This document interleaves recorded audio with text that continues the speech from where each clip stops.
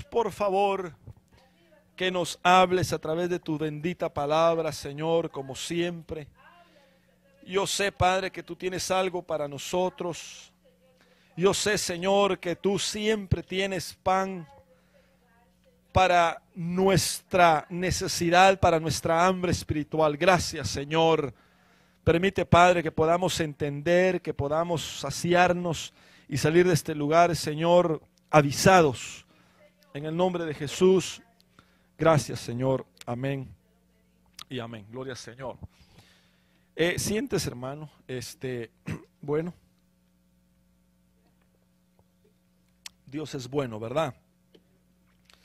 Y hermano, yo quisiera compartir con ustedes unos pensamientos que el Señor puso en mi corazón a través de la palabra durante esta semana. Y yo quisiera hablar con ustedes, hermanos, sobre lo que el profeta Habacuc pues estaba viviendo, estaba orando, estaba esperando. Y por alguna razón, hermano, cuando nosotros miramos a este profeta del Señor, rápidamente nosotros, bueno, en mi caso, yo lo veo, hermano, que asocio el tiempo que el profeta Habacuc vivió con el que nosotros estamos viviendo. Lo asocio porque, ya va a ver usted por qué, porque en el tiempo de Habacuc, el problema que Habacuc estaba viendo era que había pecado en el pueblo de Israel, pero un pecado a tal grado que parecía que no fuera pueblo de Dios. Es decir, digamos, el profeta empieza a orarle al Señor y le dice: Señor, ¿acaso tú no eres Dios? ¿Acaso tú no estás sentado en tu trono? ¿Por qué no castigas a tu pueblo? Porque se han olvidado de las promesas, se han olvidado de lo que tú has hecho con ellos y te han dado la espalda, en otras palabras. Pero la preocupación del profeta era que hasta cierto punto celo espiritual. Porque la situación del pueblo, hermano, era impía completamente. Impía. Se olvidaron del Señor. Algo así como aquellos 10 hombres, no sé si usted se recuerda, que el Señor Jesús sanó de su lepra. Primero estaban necesitados los 10 y estaban ahí. Y le pidieron al Señor auxilio, le pidieron al Señor sanidad, y viene el Señor y los sana, y se van los 10. Pero dice la Biblia que solo uno regresó después, agradecido. Agradecerle, quizás adorarle, alabarle. Y lo curioso, hermano, lo tremendo es que el Señor sí se da cuenta. Porque Él le pregunta: ¿y dónde están los otros 9? Que sané, si yo sané a 10, no solo sané a 1. Entonces Habacuc, de alguna manera, cuando él, hermano, Habacuc más o menos vivió en el año 600 antes de Cristo. Entonces en ese tiempo el pueblo se había desenfrenado, hermano, de una forma terrible. Ya no buscaba al Señor, se habían inclinado a la idolatría, se habían inclinado a pecar, a los reyes y todos. Entonces esa preocupación, ese celo de Habacuc hace que le empiece a decirle a Dios: bueno, pero si tú eres Dios, si tú eres poderoso, ¿por qué no castigas el pecado? ¿Por qué no castigas a tu pueblo? No que los envíes al infierno, sino castígalos, porque el castigo los va a hacer reflexionar y se van a volver a ti. Pero fíjese, hermano, que el Señor guardó silencio hasta cierto punto. Es decir, que cuando uno mira, hermano, estudia uno libro de Habacuc, por eso yo lo asocio con este tiempo. Porque Habacuc le hacía esas preguntas a Dios. ¿No eres tú Dios? ¿Por qué permites eso? Y en algún momento quizás nosotros nos preguntemos lo mismo. Bueno, pero si Dios no es poderoso, ¿por qué permite que el enemigo esté tomando terreno cada vez más en el pueblo del Señor, en la iglesia del Señor, y aún la misma iglesia se volque a ser idólatra? Entonces, como que en algún momento uno llega a decir, bueno, ¿y dónde está Dios entonces? ¿No será que está perdiendo Dios la batalla? ¿No será que el diablo tiene más poder? Y es que fíjese que, por ejemplo, los ateos, ese es el problema que tienen. Porque honestamente, hermano, y viendo las cosas así como son, porque las miraba Habacuc, y también yo las logro ver, pareciera que Dios no actúa. Pareciera que las cosas, hermanos, se están dando y hay burla delante del Señor, hay pecado delante del Señor, y pareciera que Dios no mueve un dedo, porque como no hay castigo, no hay reprensión, entonces, y muchos se mofan y dicen, no, Dios no existe. Si hay muertes, si hay injusticias, si hay robos, etcétera, etcétera, etcétera. Ese mismo problema está viendo Habacuc. Pero de repente, hermano, el Señor le contesta a Habacuc y le dice, mira, según tú yo no estoy en control. Según tú yo no estoy viendo lo que el hombre hace a escondidas. Pero sí estoy al tanto. Entonces le dice, ahora te vas a dar cuenta que sí los voy a castigar.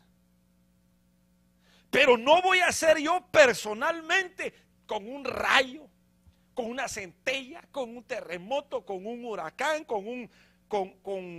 no. Lo que voy a hacer es que voy a levantar a otro pueblo que es pecador, que es impío, que no tiene misericordia. Los babilonios, los caldeos. Y este pueblo que no tiene temor de Jehová, ese pueblo que nunca me ha adorado, pues a ese pueblo yo lo voy a usar para que le haga la vida a cuadritos a mi pueblo. Entonces Habacuc se asusta y dice, no, Señor, yo estaba orando que los castigues y que tú descubras tu brazo, pero no tanto así, Señor. ¿Por qué no intercedes tú? ¿Por qué no tú mejor los juzgas? No que ahora vas a enviar a alguien más impío que tu pueblo. No hagas tal cosa, Señor. Y entonces Dios le dice, sí, así lo voy a hacer. Entonces fíjese, hermano, que cómo Dios obra. Porque ese fue el temor que le dio a David cuando él cometió aquel pecado con Betsabé y luego cometió asesinato, ¿se recuerda? Entonces el Señor a través de Natán sí lo perdonó cuando él se arrepintió un año después. Pero le dice que lo va a castigar. Y le pone 3 incisos. Ok, inciso A, ¿quieres que te castigue yo? Inciso B, ¿quieres que venga una peste por 3 días sobre el pueblo? O inciso C, ¿o quieres caer en manos de tus enemigos? Entonces David, hermano, fue inteligente y dijo, no, Señor, que no caiga yo en manos del hombre, porque no tiene misericordia. Mejor castígame tú, Señor. Y David eligió bien. Pero ¿por qué elige David que Dios directamente mejor se encargue de él? Porque el hombre impío no tiene misericordia. Y eso es exactamente lo que ahora Dios le dice a Habacuc. Pues sí ha pecado mi pueblo. Y sé que estás entristecido y tienes celo. Y por eso estás pidiendo que yo los castigue. Pero no lo voy a castigar yo, le dice Dios a Habacuc, sino voy a enviarle a los caldeos. Si usted se recuerda, en una oportunidad hablamos sobre los caldeos. Pero Por otro lado, los caldeos, hermano, eran temerarios. Digamos que si por algo la gente, los ejércitos de las otras naciones en ese tiempo, en el año 600 antes de Cristo, si por algo le tenían miedo a los babilonios, a los caldeos, era porque eran, hermano, eran hombres que no tenían piedad de nadie. Descabellaban a los bebés, los asesinaban, hacían y deshacían con las mujeres, las violaban, las descuartizaban. Hermano, eran terribles, terribles. Y ahora Dios dice: mira, Habacuc, yo me he tardado, pero yo tengo las cartas en la mano. No se me ha salido nada de control. Entonces ahora les voy a enviar a un pueblo más impío. Entonces ahora ya son dos preocupaciones las de Habacuc. Porque primero le estaba pidiendo: Señor, muéstrate dónde estás. Y ahora el Señor dice: sí, aquí estoy, pero lo voy a castigar de esta manera. Entonces ahora Habacuc dice: no, Señor, no lo hagas así. ¿Por qué? ¿Y por qué? Entonces empieza Habacuc, hermano, a hacer una serie de preguntas. A tal grado que los teólogos han dicho eso, ¿verdad? Que Habacuc es el profeta preguntón. Y yo asocio, hermano, eso porque en este tiempo nosotros siempre hacemos un montón de preguntas. ¿Por qué esto, Señor? ¿O por qué me pasa esto, Señor? ¿O por qué pasa cualquier injusticia? O sea, hay preguntas que nosotros, hermano, tenemos al igual que Habacuc.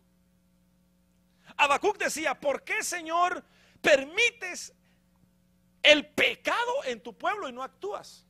Quizás nosotros podemos preguntarnos: Señor, ¿por qué no castigas a aquel que está cometiendo tanto pecado? Y tal vez yo que he hecho algo me llueve hasta por debajo de la lengua. Existen esas preguntas. Por otro lado, Habacuc, ya al ver cuando el Señor responde y dice: pues ahora sí los voy a castigar, pero les voy a mandar a un pueblo impío. Quizás nosotros preguntémonos: Señor, ¿por qué permites que me pase esto y esto? Yo he oído y he visto casos, hermano, que a personas les empieza a llover y le empiezan a pasar cosas que uno dice: ala, pero ¿qué es eso? Y empieza a sufrir el pueblo y todo. Y son preguntas que no tienen respuesta. Pero lo que yo veo en Habacuc en ese tiempo y lo que yo veo en este tiempo nuestro es que Dios actúa, hermano, de formas misteriosas. Dios actúa no de la manera que nosotros esperamos. Dios actúa incluso de la manera que no entendemos. A veces, hermano, casi por lo regular siempre se cumple aquel versículo donde dice que Dios se tarda, pero no se olvida. Entonces, mire, hermano, viendo ya todo esto que les acabo de platicar, que está aquí en Habacuc, yo llego al versículo del capítulo 3, donde entonces dice él, del versículo 16 en adelante: oí y se conmovieron mis entrañas, a la voz temblaron mis labios, pudrición dentro de mis huesos y dentro de mí me estremecí. Si bien estaré quieto en el día de la angustia, cuando suba al pueblo el que lo invadirá con sus tropas, aunque la higuera no florezca, ni en las vides haya frutos, aunque falte el producto del olivo y los labrados no den mantenimiento, y las ovejas sean quitadas de la majada y no haya vacas en los corrales, con todo yo me alegraré en Jehová y me gozaré en el Dios de mi salvación. Jehová el Señor es mi fortaleza, el cual mis pies como ciervas y en mis alturas me hace andar, al jefe de los cantores sobre mis instrumentos de cuerdas. Entonces, mire, hermano, llega Habacuc un momento en que se resigna. Fíjese cómo Habacuc se volcó completamente. Primero estaba pidiendo justicia, que Dios se mostrara. Pero cuando, es que mire hermano, sinceramente, esperar el castigo de Dios, el brazo de Dios, no se lo deseo a nadie. Por eso dice la Biblia que Dios es grande en misericordia y tardo para la ira. Luego dice aquel versículo que Dios es amor, pero también es fuego consumidor. Entonces, mire hermano, Dios es muy bueno y Dios puede ser tolerante, Dios puede ser paciente con nosotros y deberíamos nosotros de aprovechar eso. Deberíamos nosotros de aprovechar, hermano, el tiempo cuando el Señor nos apapacha, nos contempla, nos cuida, ignora, pasa por alto nuestras ofensas y nuestros pecados. Muchas de las veces se lo hace el Señor. Pero eso no significa que el Señor no pueda en algún momento, perdone la expresión, pero yo lo veo en la Biblia, cansarse a veces de nuestros caprichos. Y cuando pasa eso, entonces hermano, viene un castigo, viene hermano, vienen cosas que nadie desea. Entonces yo en el libro de Habacuc, hermano, aprendo muchas cosas. Una de ellas es que Dios está al tanto de todo lo que nosotros hacemos. Número uno. Número dos, Dios está, y como está al tanto de todo lo que nosotros hacemos, entonces también Él está pesando todo lo que hacemos. Y como está pesando todo lo que hacemos, va a pagar todo lo que hacemos. Él va a pagar a cada uno según sean sus obras. Entonces, si nosotros logramos ver ese cuadro, entonces nosotros deberíamos de estar confiados en Él. Porque el tema principal de ahí de Habacuc es que el justo por su fe vivirá. Es decir que va a haber cosas, hermano, que nosotros vamos a ver incluso en nuestra propia vida que no van a ser explicadas. Ya sea que sea cosecha nuestra de algo que nosotros hicimos, o ya sea que sean injusticias que nos hagan a nosotros. Pero que ya sea cosecha o que sea injusticia, van a hacer cosas, hermano, no muy buenas. Van a hacer cosas que nos van a entristecer, van a hacer cosas que nos van a hacer llorar, van a hacer cosas que nos van a hacer sentir miserables.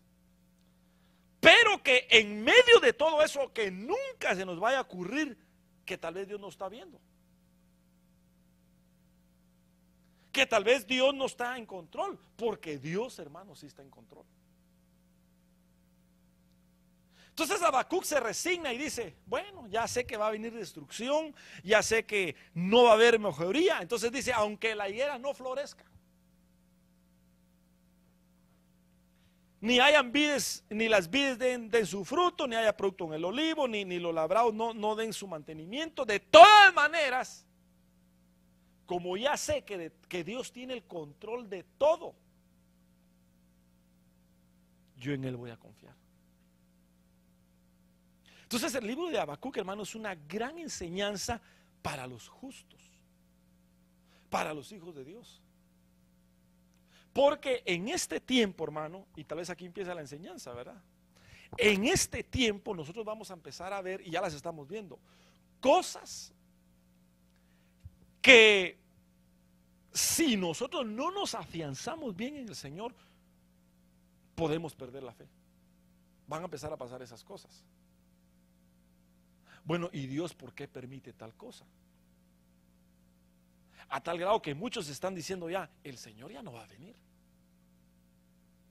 porque está pasando esto y esto y esto. Muchos están perdiendo la fe. Muchos están regresando al mundo. Muchos, hermanos, de veras, por todo lo que se está viendo. Yo no sé, hermano, si usted lo nota, lo siente, pero estamos viviendo un tiempo tenebroso, bien difícil. Difícil, hermano. Uno lo mira por donde quiera. No sé si usted ha visto, hermano, hasta los policías están como hasta endemoniados, disparándole a la gente así, a los jóvenes, o sea, una cosa, hermano, increíble.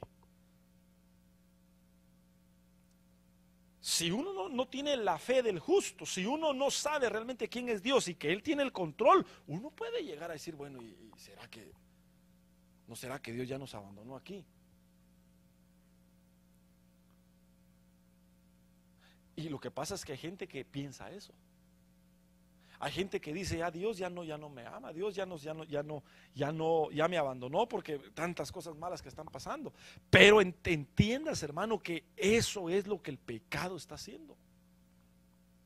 ¿Y por qué Dios permite? Digamos, si podemos seguir haciendo preguntas como Habacuc. La única respuesta que yo logro ver es que Dios permite todo lo malo, todo lo malo, para que nosotros entendamos qué tan grave es lo malo. Porque no se puede saber algo a ciencia cierta hasta que hermanos se da a conocer en su totalidad. Es como en un matrimonio. Yo no puedo decir que amo a mi mujer hasta que no he vivido con ella 20, 30 años. Hasta ahí yo me voy a dar cuenta que realmente la amo, porque ahí mira uno si uno aguanta todas las cosas durante todo ese tiempo. Pero cuando uno se casa, está en el altar, ay Dios, hermano, uno promete el cielo, la tierra y todo. Pero ya pasa una semana, 2 semanas, un mes, ya empiezan a ponerse a ver las cosas un poquito más difíciles. Ya a través de 15, 20, 30 años, entonces ya ahí se mira, el que se mantiene ahí es porque ya se toleraron, ya se conocen, entonces ahí se ve si es amor. Entonces igual es, Dios deja que el pecado esté ahí y se vaya acrecentando para que nosotros conozcamos y miremos realmente qué tan dañino es. ¿Por qué Dios dejó al diablo? Para que cuando él, aunque ya fue juzgado, pero para que cuando él vaya al lago de fuego, nosotros sepamos con certeza que fue un castigo justo que se le hizo. Porque hay muchos incluso que hasta cantan y dicen no, que a Lucifer no le tienen que achacar pues o poner a él todas las desgracias que hay, como que lo quieren resguardar un poquito de todo, pero no, hermano. Realmente el pecado, realmente el mal es grueso, es dañino. Entonces Dios permite las cosas, Dios permite el pecado para que lo conozcamos. Dios permite el sufrimiento para que nosotros saquemos de nuestro corazón lo que hay. Si realmente nosotros vamos a depender de Él o de las circunstancias. Para eso vienen las cosas. Si no, Dios no, si no hubieran problemas, si no hubieran cosas inexplicables, entonces nosotros no conoceríamos al Señor. Porque el Señor metió al pueblo de Israel al desierto para probarlos. Eso lo dice Deuteronomio. Para ver qué había en el corazón.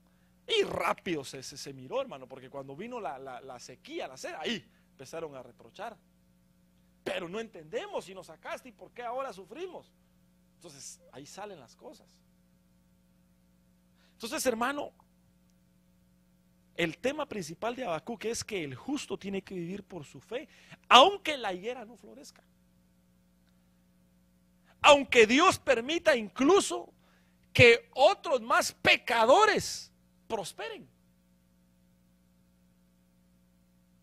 Algo contradictorio. Porque a veces el impío pareciera más feliz que el cristiano. Ese no lo podemos negar. Eso es así, hermano. Eso es así. No podemos nosotros poner una venda a esa realidad. Sí, hermano. Hay hombres en el mundo que aparentemente son más felices y gozan y todo, pero ¿por qué? No se supone que nosotros somos los que tenemos que tener esas felicidades, esos atavíos y todo eso. Pero entonces tiene que haber algo más poderoso en nuestro corazón para que eso lo hagamos a un lado y nosotros nos enfoquemos en el Señor. ¿Qué es lo que tiene que haber en nuestro corazón más poderoso? La fe. Tiene que haber fe en nuestro corazón. ¿Por qué Pablo, siendo el arquitecto de la iglesia, el Señor permite que lo metan a la cárcel? Y aparentemente que se muera en desgracia, que se muera en miseria. No debería ser pues un heraldo que se tiene que morir bien. ¿Por qué Dios permite que un David Wilkerson, un hombre que hizo revolución en Nueva York con las bandas y que le fue a predicar a los maleantes a Nueva York, ¿por qué permite que se muera en un accidente? Cosas inexplicables. No debería de ser que esos hombres que el Señor ha usado y que ha bendecido mueran, entre comillas, así bien, sin enfermedad, sin problemas. Un hombre, un Gigi Ávila que el Señor usa por décadas con milagros y muere casi perdiendo la razón, el habla. O sea, hay cosas inexplicables. Tiene que haber algo más poderoso en nosotros para no enfocarnos en esas cosas. Y es la fe.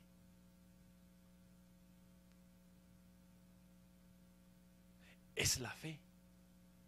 Porque el Señor no quiere que nosotros dependamos de las cosas visibles o de las respuestas incluso.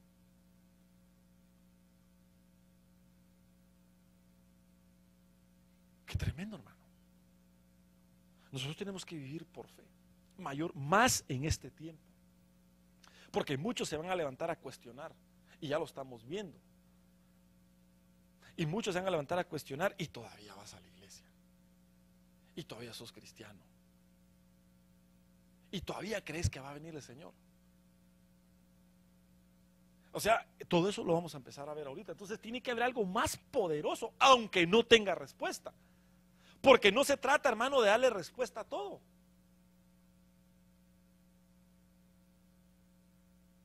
¿Y cómo sabes que vas a ir al cielo? ¿Cómo sabes que vas a ir al cielo? ¿Y cómo responde uno, hermano? Más que por la fe. El Señor me lo dijo, yo lo creo y punto. Entonces muchos están locos, dicen, no, ¿cómo? Entonces tiene que haber algo más poderoso. Por eso Habacuc, fíjese que Habacuc era profeta, pero se estaba preguntando eso. ¿Por qué permites esto, Señor? ¿Por qué haces? Parecía carnal Habacuc y es profeta. Por eso Habacuc es importante. Casi nadie predica en Habacuc. Pero fíjese que Habacuc era un hombre igual que nosotros y nosotros nos hacemos esas preguntas. ¿Por qué me pasa esto? ¿Por qué me desemplean? ¿Por qué me pasan cosas? O sea, todo lo que ya le dije. Entonces nosotros tenemos que aprender, hermano, a vivir por fe. Todo lo que nosotros pasamos es para forjar, para formar nuestra fe. Tiene que ser así. Nuestra fe tiene que ser probada, pero no va a ser probada con cosas que nosotros queremos o con cosas que nosotros entendemos. Nuestra fe va a ser probada con cosas que no entendemos. La muerte de un hijo, pequeñito o joven, una enfermedad incurable, cosas, hermano, que no entendemos. A Job, de repente, hermano, se mueren sus 10 hijos, no uno ni dos, los 10 se murieron de una vez. Y de la noche a la mañana perdió todo lo que había hecho con su trabajo durante toda su vida. Y encima es una enfermedad. ¿Cómo explicar eso?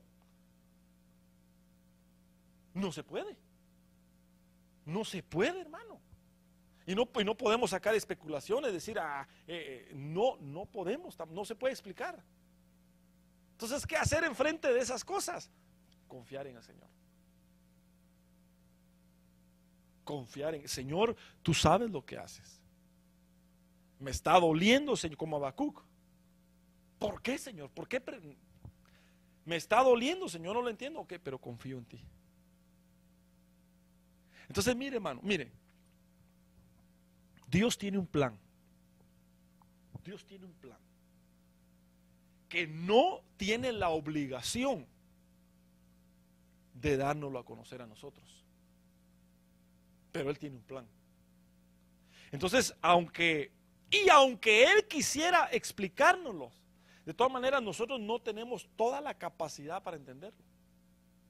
Entonces, como Él sabe, mejor no lo explica. Nada más da algunas luces en la palabra. Pablo sí logró entender el plan que Dios tenía. Él sí lo logró entender y dijo algunas cosas en Efesios, en Colosenses. Pero hay muchas cosas que no entendemos. Entonces, mire, Dios tiene un plan para nosotros. Un plan y un tiempo para hacerlo. Dios va a venir no tarde, ni temprano. Él va a venir en el momento justo que Él tiene planeado. Para nosotros a veces es tarde, temprano. No, ya no hay esperanza. No, Dios tiene un plan que Él lo diseñó antes de la fundación del mundo. No lo puede cambiar. Entonces, ¿qué es lo que tenemos que hacer nosotros? Hacer a fuerza, con caprichos, con lloriqueos, con todo, hacer a fuerza que el plan de Dios se haga a nuestra manera, o nosotros hacernos al plan de Dios. Yo creo que lo segundo nos conviene. Lo que nos conviene es a nosotros hacernos al plan de Él.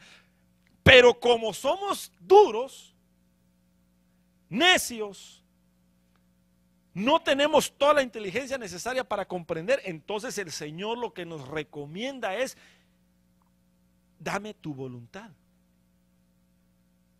dame tu corazón, y entonces yo te voy a ir moldeando. Pero para hacer eso se necesita fe. Fe. Para no estar haciendo preguntas. ¿Y por qué, Señor? ¿Y por qué? Y no, mejor, ok, me entrego a ti, Señor, haz lo que quieras. Haz lo que tú quieras hacer. ¿Me quieres hacer pobre? Hazme pobre. ¿Me quieres hacer rico? Aquí estoy. ¿Quieres que yo vaya a las naciones? Yo voy. ¿Quieres que no vaya? No, pero que sea. Ahí está, entregarle la voluntad al Señor. Entonces, cuando uno hace eso, entonces el Señor hace lo que Él quiere con uno.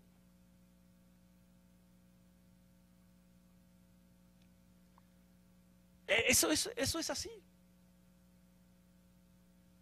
¿Qué es lo que nos conviene a nosotros como hijos de Él?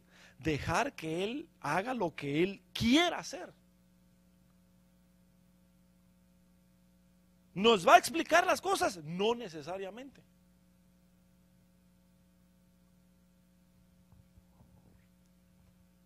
Lo que pasa es que muchos a veces de nosotros nos equivocamos, porque como Dios a Abraham le explicó algunas cosas y le dijo qué hacer, pero eso fue a Abraham, porque fue el primero y a él lo hizo padre. Pero no significa que Dios personalmente a cada uno le va a estar explicando las cosas. No, ya hay un plan. Entonces lo que tenemos que hacer es regirnos y seguirlo. ¿Vamos a parecer locos? Humanamente sí.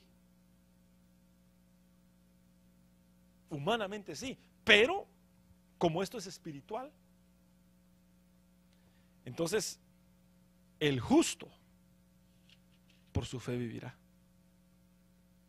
Esa es la clave. Necesitamos confiar en el Señor, hermanos. Hoy más que nunca. Hoy más que nunca. Hoy más que nunca. Ese es el mensaje. Ese es el mensaje. Ya no estemos, si hemos estado, ya no lo hagamos. No estemos lloriqueando, no estemos quejándonos. Confiemos en el Señor. Vamos a ver cosas y vamos a oír cosas que tienen razón humana. Pero nosotros no estamos por la razón. nosotros no estamos, hermano, viviendo incluso por la razón. Nosotros tenemos que confiar en el Señor a ojos cerrados. ¿Qué hizo, hermano? ¿Qué hizo? ¿Qué fue lo que le pasó a Pablo en el corazón para que él no le importara nada? Porque él llegó a decir: a mí ni la muerte, ni espada, ni hambre, ni persecución me va a separar del Señor.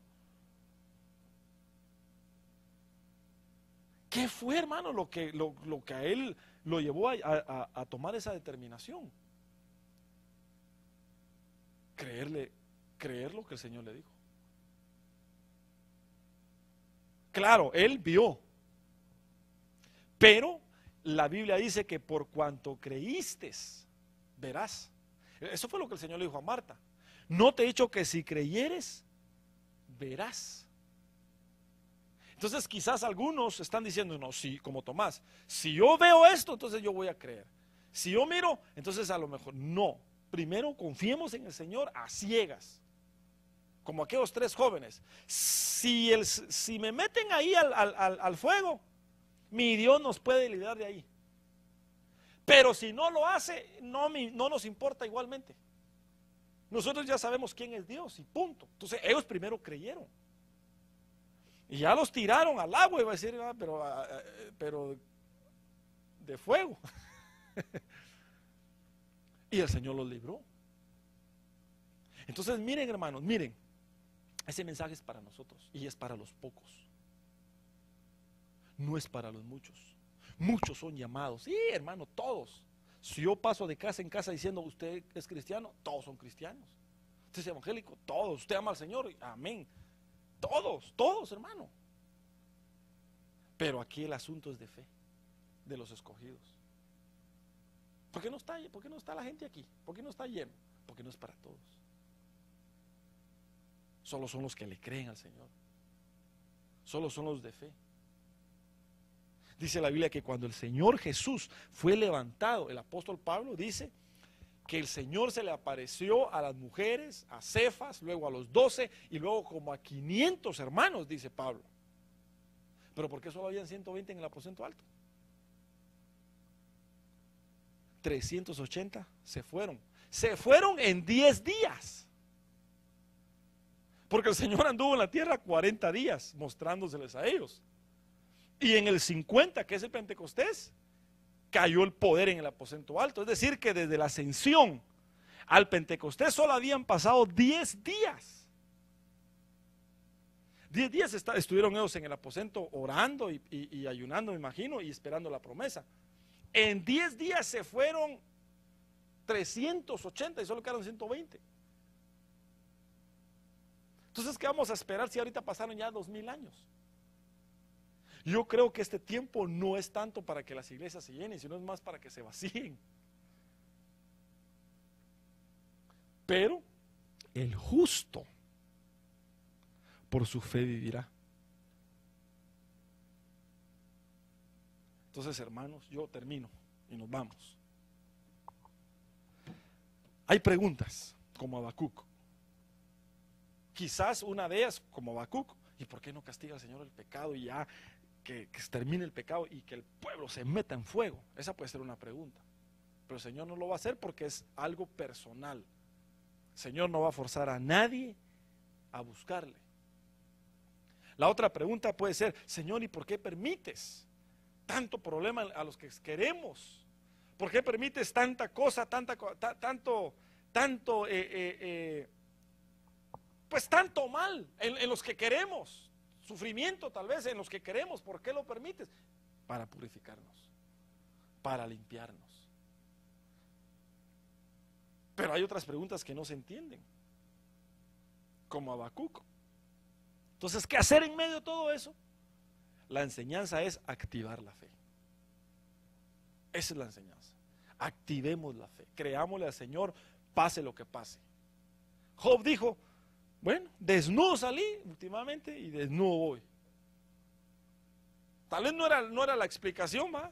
Pero como él le creía al Señor, Jehová dio, Jehová quitó. Sea el nombre del Señor bendito. Y como aquellos tres, va. Si Él lo hace, amén. Y si no lo hace, igual nosotros creemos en Él. Esa es la posición que nosotros debemos de tener.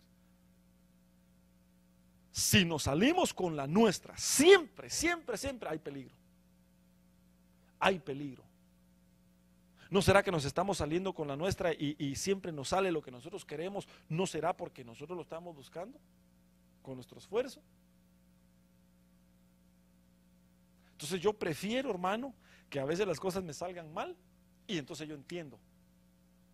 No le hace, y de todas maneras Dios tiene el control. Eso es lo más importante. Entonces vayamos, hermano, a nuestra casa con ese pensamiento que Dios tiene todo, hermano, bajo supervisión. Todo. Todo. La Biblia dice en Proverbios que Él tiene el ojo puesto sobre los malos y los buenos. Él sabe todas las cosas. Y por eso es que va a haber un día de juicio. La Biblia dice que todos vamos a compadecer ante el tribunal de Cristo. Todos.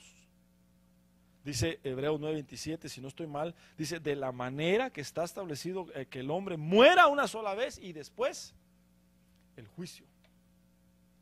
Entonces, hermano, que no nos preocupe mucho qué está pasando o qué nos está pasando o qué nos va a pasar. Que no nos preocupe eso.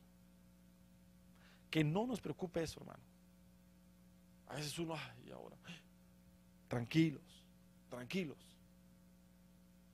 Busquemos al Señor. Mientras, por eso dice la Biblia, buscad a Jehová mientras puede ser hallado. Como que va a haber un momento que no se va a poder. Si no nos dijera así. ¿Por qué dice buscad a Jehová mientras pueda ser hallado? Llamadle en tanto que está cercano. Porque va a haber un momento que no se va a poder buscar. Y va a haber un momento que no va a estar cerca. Nosotros tenemos que ponerle cuidado a lo que la Biblia dice. ¿Por qué dice el justo por su fe vivirá? Porque el que no es justo no va a vivir por la fe. Va a vivir por otras cosas. Entonces, ¿por qué estamos viviendo nosotros? Pongámosle cuidado, aunque sea uno o dos versículos que leamos, pero pongámosles cuidado y activemos nuestra fe. Amén. Yo los felicito, hermanos, porque ustedes están aquí buscando a su Dios. Buscando a su Dios. Acostumbrémonos a eso, hermano, a que nosotros venimos y nos conectamos con nuestro Dios, porque ese es algo personal. Claro, yo vengo y trato de bendecirlo porque el Señor me ha dado ese privilegio, pero mi prioridad es yo con el Señor. Yo vengo y adoro al Señor. Eso es hermoso. Entonces, si seguimos haciendo eso, hermano, usted viene, se conecta con su Dios y se va bendecido. Y Dios lo bendice porque el justo por su fe vivirá. Amén. Démosle gracias a nuestro Dios porque Él es real y Él está con nosotros. Y la Biblia dice que el que empezó la obra en nosotros la va a perfeccionar. Él la va a terminar. Amén. Oremos. Padre, gracias. Papito lindo, creemos en ti, Señor. Tú eres nuestro Dios. Tú eres mi Padre. Tú eres nuestro Padre. Señor, aunque hay muchas cosas que quizás no entendamos, ni las vayamos a entender, solamente te suplicamos que nuestra fe no falte. Papito, por favor, que nuestra fe en ti no falte. Por favor, Señor, yo, Padre, quiero tener la mirada puesta en ti siempre, Señor, hasta el día que, ya sea que yo parta, Señor, o tú vengas. Yo te pido, Señor, también que ese sea el sentir de mis amados en esta noche, Padre. Por favor, ayúdanos. Queremos depender de ti y confiar solamente en ti, Señor. Y gracias por tu palabra, por tus promesas y porque estás con nosotros, preparándonos, alistándonos para estar contigo. Gracias, Señor. Te amamos en el nombre de Jesús. Amén. Gloria al Señor. ¿Por qué no le damos un aplauso a nuestro Padre? Aleluya. Gracias, Padre. Gracias, Señor. Sí, hermanos, sigamos adelante. En el nombre de Jesús.